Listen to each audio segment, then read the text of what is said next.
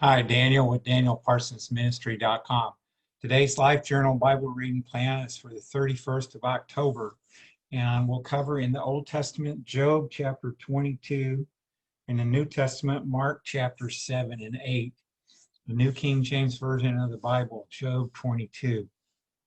Eliphaz accuses Job of wickedness. Then Eliphaz the Temanite answered and said, "Can a man be profitable to God, though he who is wise may be profitable to himself?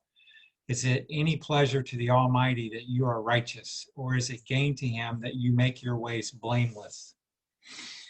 Is it because of your fear of him that he corrects you and enters into judgment with you? Is not your wickedness great and your iniquity without end? For you have taken pledges from your brother for no reason, and stripped the naked of their clothing. You have not given the weary water to drink, and you have withheld bread from the hungry. But the mighty man possessed the land, and the honorable man dwelt in it. You have sent widows away empty, and the strength of the fatherless was crushed. Therefore snares are all around you, and sudden fear troubles you, or darkness so that you cannot see, and an abundance of water covers you. Is not God in the height of heaven? And see the highest stars, how lofty they are? And you say, what does God know? Can he judge through the deep darkness? Thick clouds cover him so that he cannot see, and he walks above the circle of heaven. Will you keep to the old way, which wicked men have trod, who were cut down before their time, whose foundations were swept away by a flood?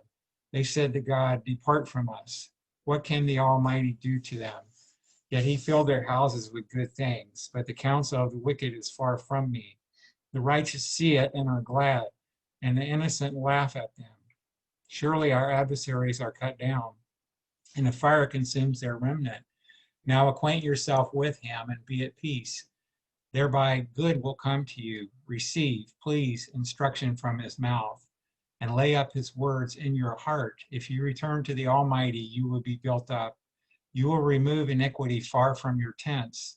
Then you will lay your gold in the dust, and the gold of Ophir among the among the stones of the brooks. Yes, the Almighty will be your gold and your precious silver, for then you will have your delight in the Almighty, and lift up your face to God. You will make your prayer to him. He will hear you, and you will pay your vows. You will also declare a thing, and it will be established for you. So light will shine on your ways when they cast you down, and you say, exaltation will come. Then he will save the humble person. He will even deliver one who is not innocent. Yes, he will be delivered by the purity of your hands.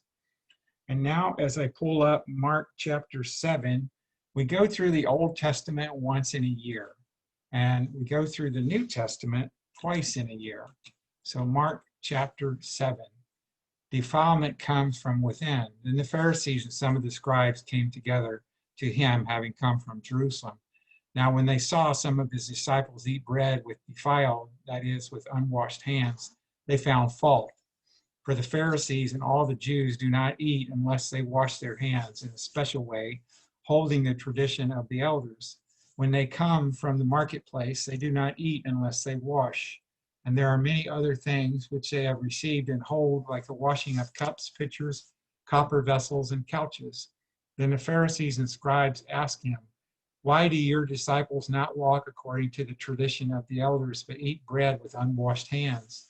He answered and said to them, well, did Isaiah prophesy of you hypocrites, as it is written? This people honors me with their lips, but their heart is far from me, and in vain they worship me, teaching as doctrines the commandments of men. For laying aside the commandment of God, you hold the tradition of man, the washing of pitchers and cups, and many other such things you do.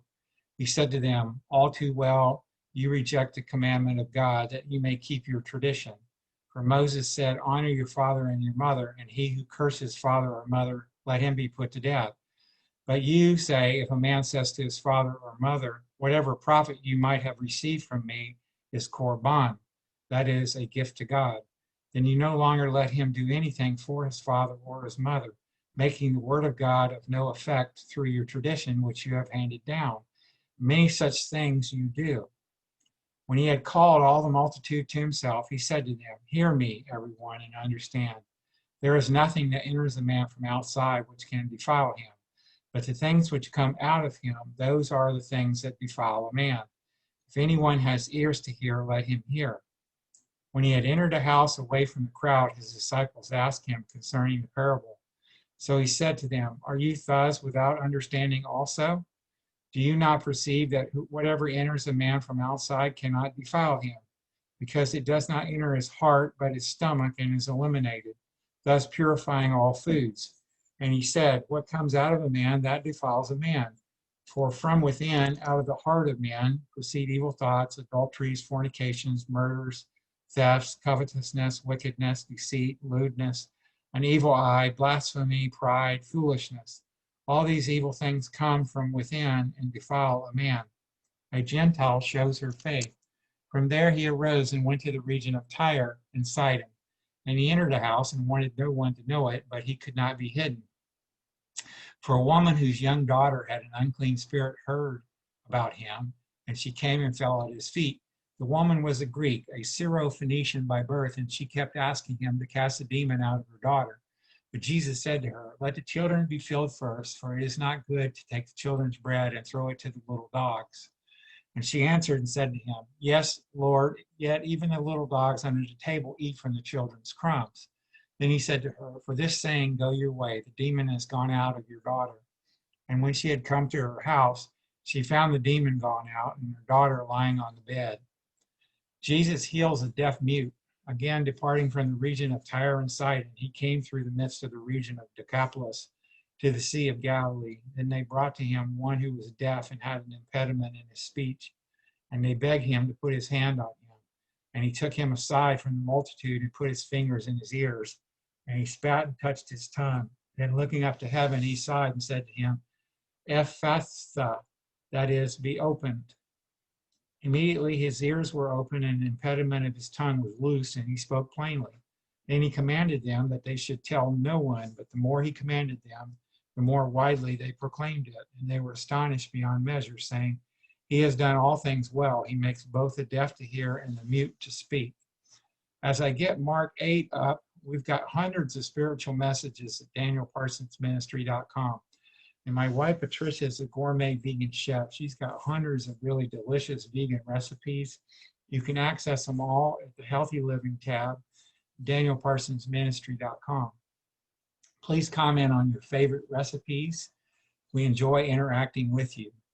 Feeding the 4,000, Mark chapter 8. In those days, the multitude being very great and having nothing to eat, Jesus called his disciples to him and said to them, "I have compassion on the multitude, because they have now continued with me 3 days and have nothing to eat.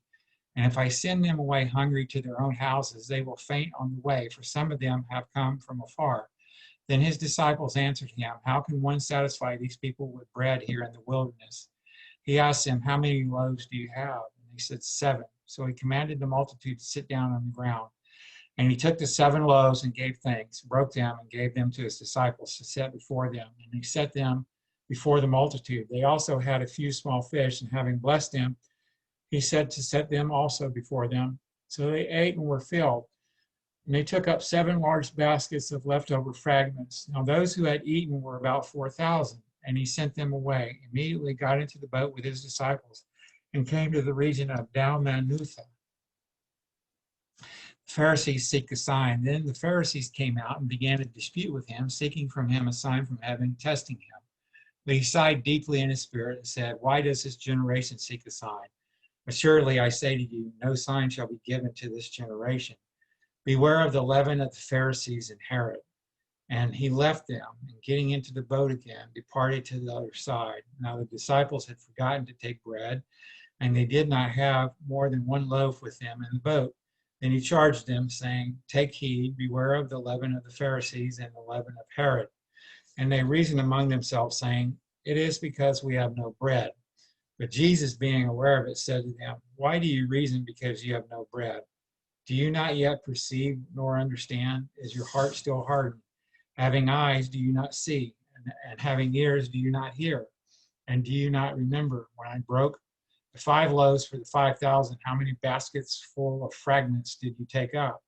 They said to him, 12. Also, when I broke the 7 for the 4,000, how many large baskets full of fragments did you take up? And they said, 7. So he said to them, how is it you do not understand? A blind man healed at Bethsaida. Then he came to Bethsaida, and they brought a blind man to him and begged him to touch him. So he took the blind man by the hand and led him out of the town. And when he had spit on his eyes and put his hands on him, he asked him if he saw anything. And he looked up and said, I see men like trees walking. And he put his hands on his eyes again and made him look up. And he was restored and saw everyone clearly. Then he sent him away to his house, saying, neither go into the town nor tell anyone in the town. Peter confesses Jesus as the Christ. Now Jesus and his disciples went out to the towns of Caesarea Philippi, and on the road he asked his disciples, saying to them, who do men say that I am? So they answered, John the Baptist, but some say Elijah, and others one of the prophets. He said to them, but who do you say that I am? Peter answered and said to him, you are the Christ. Then he strictly warned them that they should tell no one about him. Jesus predicts his death and resurrection. And he began to teach them that the Son of Man must suffer many things and be rejected by the elders and chief priests and scribes and be killed. And after 3 days rise again. He spoke this word openly. And Peter took him aside and began to rebuke him. When he had turned around and looked at his disciples, he rebuked Peter, saying, get behind me, Satan, for you are not mindful of the things of God, but the things of men. Take up the cross and follow him. When he had called the people to himself with his disciples also, he said to them, whoever desires to come after me, let him deny himself and take up his cross and follow me. For whoever desires to save his life will lose it, but whoever loses his life for my sake and the gospel's will save it. For what will it profit a man if he gains the whole world and loses his own soul? Or what will a man give in exchange for his soul? For whoever is ashamed of me and my words in this adulterous and sinful generation, of him the Son of Man also will be ashamed when he comes in the glory of his Father with the holy angels. That's the end of today's Bible reading, my friend. God bless you until we're together again. And please subscribe to my YouTube channel. Just do a search on YouTube, Daniel Parsons Ministry. I appreciate it. Thank you. Bye for now.